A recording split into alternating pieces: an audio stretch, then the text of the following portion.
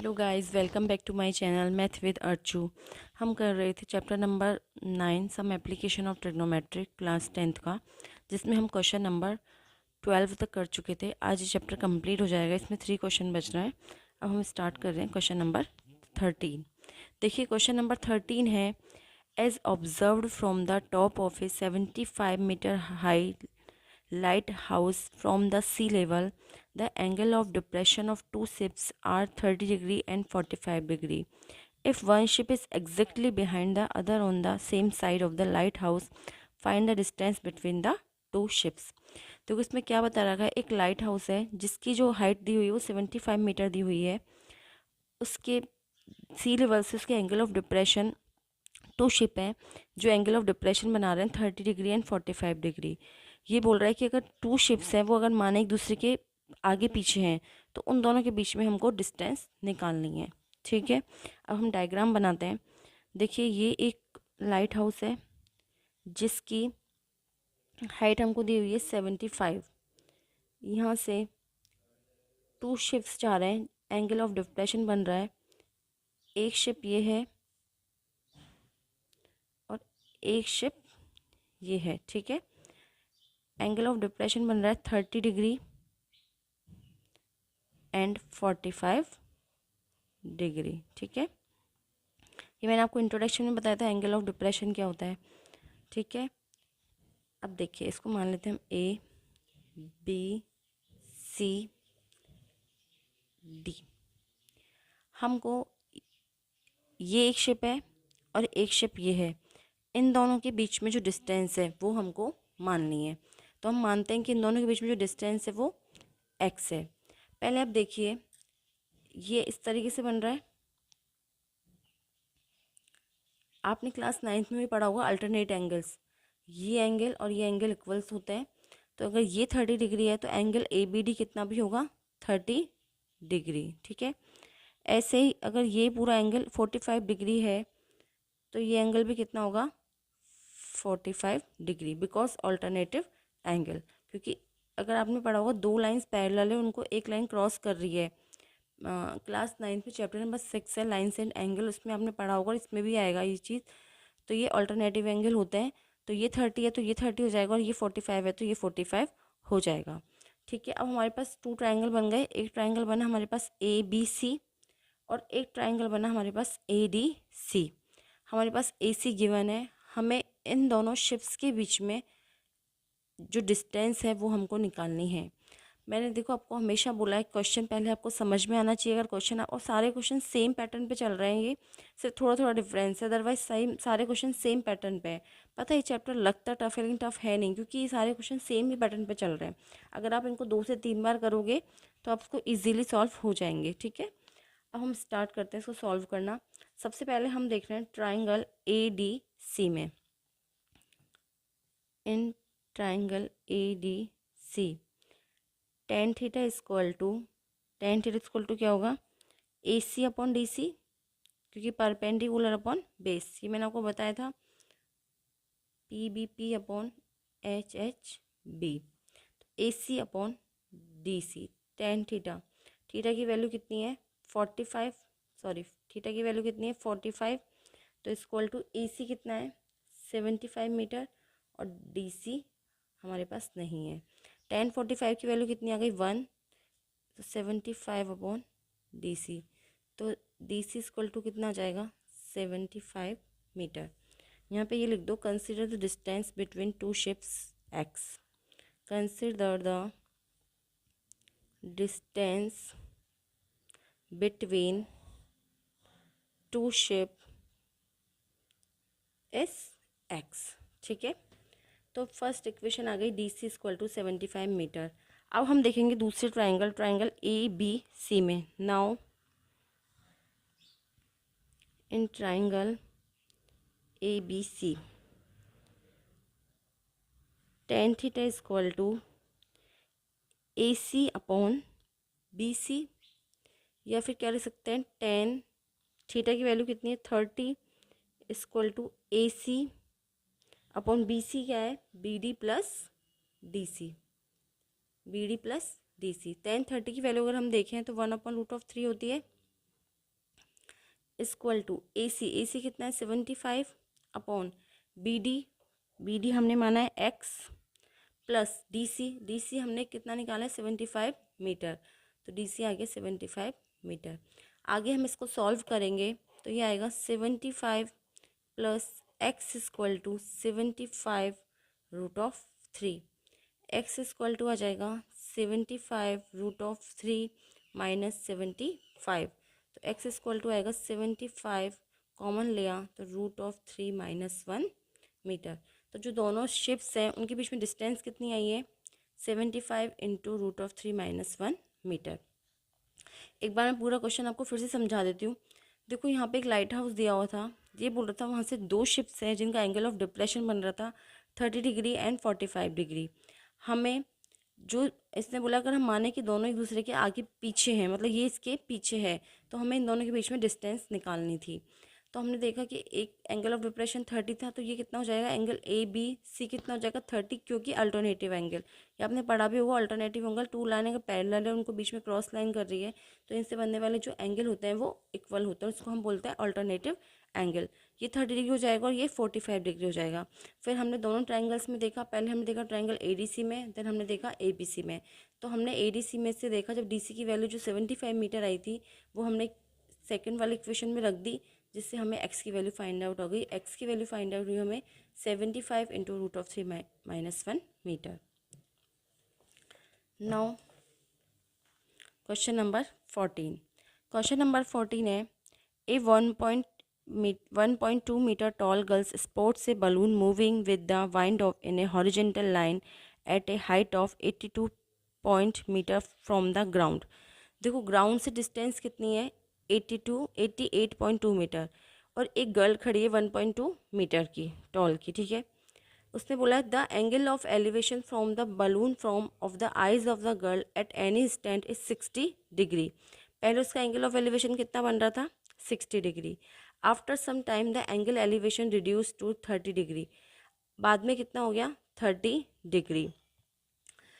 Same to same वही question है, बस क्वेश्चन का तरीका अलग है। यहाँ पे एक गर्ल और आगे बीच में जिसकी हाइट कितनी दी हुई है 1.2 मीटर, और इस टोटल पूरे की जो हाइट है वो कितनी दी हुई है ग्राउंड की, ग्राउंड से हॉरिजेंटल बलून की ऊपर तक हॉरिजेंटल लाइन से, और बलून की कितनी हाइट दी हुई है 88.2 मीटर।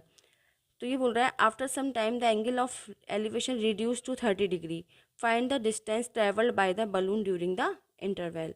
तो बलून पहले यहाँ था, उसके बाद बलून जो आगे गया है उसकी हमें डिस्टेंस निकालनी है, ठीक है।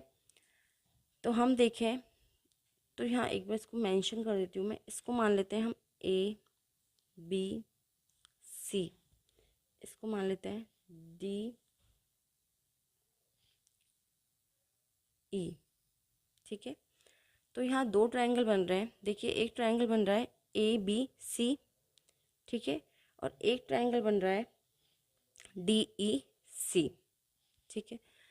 अगर हम देखें कि ग्राउंड से डिस्टेंस कितनी है 88.2 मीटर, ग्राउंड से डिस्टेंस है 88.2 मीटर, लेकिन जो गर्ल खड़ी है 1.2 मीटर, तो वो डिस्टेंस कम हो जाएगी, तो DE कितना आ जाएगा, DE आएगा, ये पूरी डिस्टेंस है,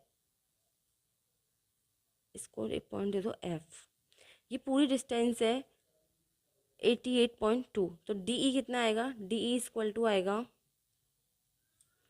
88.2 माइनस 1.2 इक्वल टू 0, 8 में से 1 गया तो 7, 87.0। क्यों, क्योंकि DF पूरा है कितना 88.2, क्योंकि ग्राउंड से पूरी डिस्टेंस कितनी है 88.2 मीटर, हमें निकालनी है सिर्फ DE कितना है, क्योंकि जो गर्ल है उसकी हाइट कम हो जाएगी, तो 88.2 में से माइनस कर देंगे 1.2।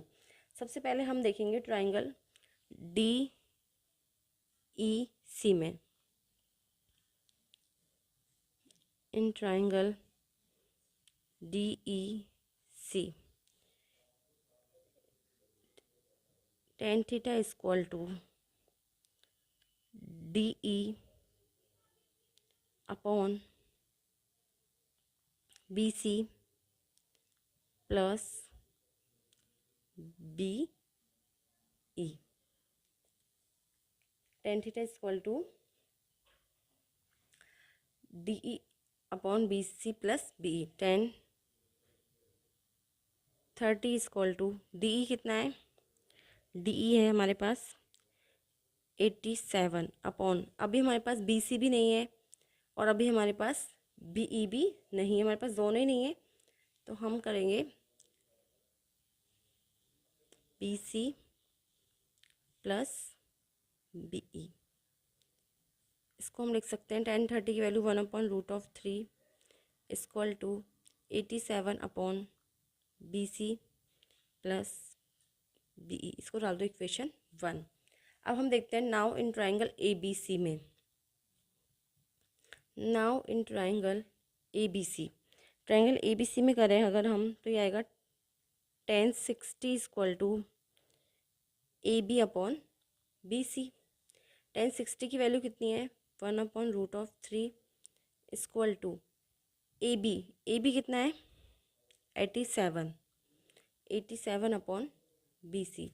तो बी सी इक्वल टू कितना आ गया 87√3। बी सी इक्वल टू कितना आया है 87√3। इसको लिख दो इक्वेशन 2। हमें निकालना क्या है बी ई हमें निकालना है कि कितनी आगे डिस्टेंस से ट्रैवल करा है, तो हमें बी ई निकालना है। तो देखो now using equation 2 in equation 1, तो ये हो जाएगा 1/√3 equal to 87 upon B C कितना है 87√3 plus B E. Cross multiplication अगर हम इसको करें तो आएगा 87√3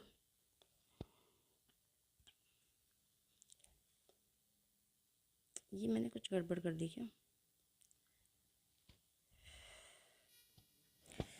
देखो मैंने 10 60 की वैल्यू क्या लिख दी 1/√3, ये थोड़ी सी गड़बड़ हो गई। 10 60 की वैल्यू होती है √3, तो बी सी इक्वल टू आएगा 87/√3। तो बी सी वैल्यू हम रखेंगे तो 87/√3। तो ये हो गया 87√3 equal to 87/√3 plus B E. इसको आगे हम सॉल्व करेंगे तो ये आ जाएगा 87√3 minus 87/√3 equal to B E. मैं आगे यहाँ सॉल्व कर देती हूँ। हम √3 एलसीएम ले लेते हैं। √3 जब एलसीएम लेंगे हम तो यहाँ पे आ जाएगा 87, चाहे ऐसे कर लो 87 √3 कॉमन लिया तो 87 इंटू 3 माइनस 87 इंटू 1। 87 दोनों में से कॉमन लिया तो ये आ गया 3 माइनस 1/√3। तो 87 इंटू 2 अपॉन√3। 87 को 2 से मल्टीप्लाई करेंगे तो 7 2 जा 14 कैरी गई 1, 8 2 जा 16 17/√3। अगर इसको हम मल्टीप्लाई करें ऊपर और न्यूमरेटर और डिनोमिनेटर को √3 से तो ये आ जाएगा 174 इंटू √3 अपॉन 3। और इसको अगर हम कैंसिल कर दें आगे तो ये कैंसिल हो जाएगा। 3 5 जा 15 एंड 3 8 जा 24। तो हमारा फाइनल आंसर आ गया 58√3। जो डिस्टेंस है दोनों बल्ब में ट्रैवल करी थी वो कितनी आई थी 58√3 मीटर। देखिए क्या क्वेश्चन पूरा फिर से मैं समझा देती हूँ आपको। एक गर्ल खड़ी हुई थी, हॉरिजॉन्टल लाइन से एक बलून जा रहा था जिसकी हाइट थी कितनी थी 88.2 मीटर। ठीक है, पहले गर्ल यहाँ पे खड़ी थी, जब उसने एंगल ऑफ एलिवेशन गर्ल तो यहीं पे खड़ी थी, जो बलून है वो पहले यहाँ पे था तो उसने एंगल ऑफ एलिवेशन बनाया था 60 डिग्री। उसके बाद जब बलून आगे बढ़ा तो उसने एंगल ऑफ एलिवेशन बनाया 30 डिग्री। तो जो इन दोनों के बीच में डिस्टेंस है, बलून जितना आगे बढ़ा है वो हमें निकालना था। तो पहले हमने देखा, अब कैसे भी देख सकते हो, चाहे पहले आप ट्रायंगल ए बी सी में देख सकते हो या फिर आप ट्रायंगल डी ई सी में देख सकते हो। पहले हमने डी ई निकाला क्योंकि जो टोटल डिस्टेंस थी ग्राउंड से वो थी 88.2 मीटर, लेकिन जो गर्ल की हाइट है वो तो कम हो जाएगी, तो हमने डी ई निकाला 88.2 माइनस 1.2, तो हमारे पास आया 87। उसके बाद हमने पहले देखा ट्राइंगल डीईसी में देखा, कुछ भी देख सकते हो आप, पहले एबीसी में भी देख सकते हो और डीईसी में, क्योंकि दोनों को पहले किसी को भी सॉल्व कर सकते हो। तो मैंने पहले डीईसी सॉल्व कर दिया, तो 1030 इक्वल टू आया 1/√3 इक्वल टू 87/BC+BE। फिर हमने ट्राइंगल एबीसी में देखा, तो यह आया 1060 इक्वल टू AB/BC। 1060 की वैल्यू होती है √3 इक्वल टू 87, AB की वैल्यू अपॉन BC, तो BC इक्वल टू आ गया 87/1√3। हमने BC की वैल्यू इक्वेशन 1 में रख दी। आगे हमने इसको सॉल्व किया, और ऐसा सॉल्यूशन हम पहले भी कर चुके 2-3 क्वेश्चन में, कि हम पहले एलसीएम लेंगे, फिर उसके बाद इसका सॉल्व करेंगे। इसको ऐसे √3 से मल्टीप्लाई ना करके दोनों में से 87 कॉमन ले लो, वो ज़्यादा इजी रहेगा। तो 87 कॉमन लिया, तो यहाँ पे आ गया 3 - 1/√3, तो 87 × 2/√3 आया। इसको ऊपर नीचे न्यूमरेटर और डेनोमीटर को हमने √3 से मल्टीप्लाई और डिवाइड किया, तो हमारा आंसर आया 174/3 इंटू √3। देन 3 को 174 से जब डिवाइड किया, तो हमारा आंसर आ गया 58√3। Now question number, last question है इस चैप्टर का 15। देखिए लास्ट क्वेश्चन है, a straight highway leads to the foot of a tower. A man standing at the top of the tower observe a car at angle of depression is 30 degree, which is approaching the foot of the tower with a uniform speed. 6 seconds later, the angle of depression of the car is found to be 60 degree. Find the time taken by the car to reach of the foot of the tower from the point. ठीक है, देखिए question क्या बोल रहा है, एक tower है, ये एक टावर है, यहाँ पे एक मैन खड़ा हुआ है, वो एक कार को वॉच कर रहा है, जिससे उसका एंगल ऑफ डिप्रेशन बन रहा है यहाँ से 30 डिग्री। ठीक है, एंगल ऑफ डिप्रेशन कितना बन रहा है, 30 डिग्री। कुछ सेकंड बाद जब कार 6 सेकंड बाद कार यहाँ पे आ जाती है, तब उसका एंगल ऑफ डिप्रेशन बन रहा है 60 डिग्री। हमको कार इस टावर की फुट पे पहुँचनी है, वो कितने सेकंड में पहुँचेगी वो हमको निकालना है। ठीक है, फिर से समझा देती हूँ एक बार। एक टावर है जहाँ पे एक मैन खड़ा हुआ है, वो एक कार को वॉच कर रहा है, उसका इस यहाँ से एंगल ऑफ डिप्रेशन बना पहले 30 डिग्री। उसके बाद कार 6 सेकंड बाद यहाँ से यहाँ तक कि कितनी है, 6 सेकंड बाद कार यहाँ पे आई, तो एंगल ऑफ डिप्रेशन कितना हो गया, 60 degree.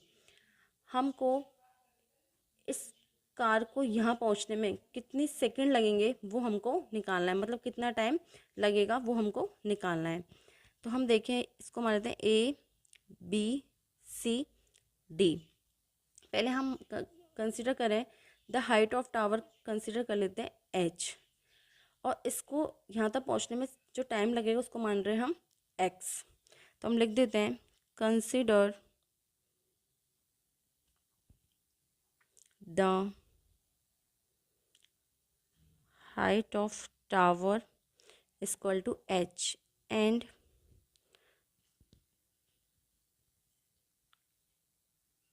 car take time to reach the foot of the tower is X। ठीक है, वही हमारे पास 2 ट्राइंगल बन रहा है, एक ट्राइंगल ABC बन रहा है, एक ट्राइंगल ADC बन रहा है। तो पहले हम देख रहे हैं इन ट्राइंगल ADC में अगर हम देखें तो tan theta equal to AC/DC। तो tan थीटा की वैल्यू कितनी है, tan 60 इक्वल टू AC कितना है, H/X। इसको सॉल्व करें, tan 60 की वैल्यू होती है √3 इक्वल टू H/X। तो H इक्वल टू कितना आ जाएगा, √3x। इसको डाल दो इक्वेशन 1। H की वैल्यू कितनी आ गई है, √3x। Now in triangle ABC, अगर हम ट्राइंगल ABC में देखें अब, तो ये आएगा tan theta equal to AC/BD+DC। Theta की वैल्यू कितनी है, 30, तो tan 30 इक्वल टू AC कितना है, H माना है हमने, BD है 6 और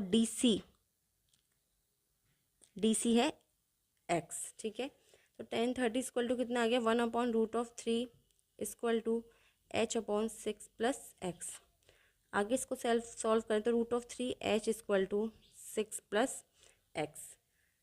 तो हम इसको डाल देंगे इक्वेशन 2। देखो अगर हम इक्वेशन 1 से h की वैल्यू इसमें रख दें इक्वेशन 2 में, तो हमें x की वैल्यू फाइंड आउट हो जाएगी, क्योंकि हमें x की वैल्यू ही निकालनी है।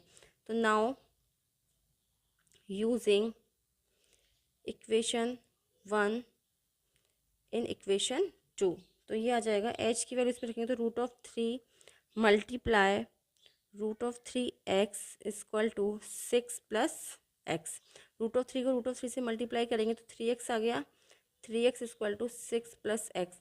तो 3x में से x गए तो 2x इक्वल टू 6, तो x इक्वल टू आ जाएगा 6 अपॉन 2 इक्वल टू 3 सेकेंड। 2 3 जा 6, तो x की वैल्यू कितनी आई है 3 सेकेंड। ढंग से 3 सेकेंड। तो ये जो 30 डिग्री से 60 डिग्री पे आया 6 सेकेंड बाद, तो इसको कितना टाइम लगा यहाँ पहुँचने में 3 सेकेंड लगे। आई होप आपको क्वेश्चन अच्छे से समझ में आए होंगे सारे। आज हमारे चैप्टर कंप्लीट हो गया। अब हम नेक्स्ट न्यू चैप्टर स्टार्ट करेंगे। देखते हैं हम कौन सा चैप्टर स्टार्ट करें। मैं अब तक 3 चैप्टर्स में करवा चुकी हूँ। सबसे पहले मैंने कोऑर्डिनेट ज्योमेट्री करवाया था, देन मैंने इंट्रोडक्शन टू ट्रिग्नोमेट्री करवाया था, और अब हमने एप्लीकेशन ऑफ ट्रिग्नोमेट्री करवाया है। ठीक है, अगर आपको वीडियो पसंद आता है तो प्लीज़ वीडियो को ज़्यादा से ज़्यादा शेयर कीजिए, मेरे चैनल को सब्सक्राइब कीजिए, और कोई प्रॉब्लम है तो कमेंट करके पूछिएगा। आज के लिए इतना ही। Thank you very much.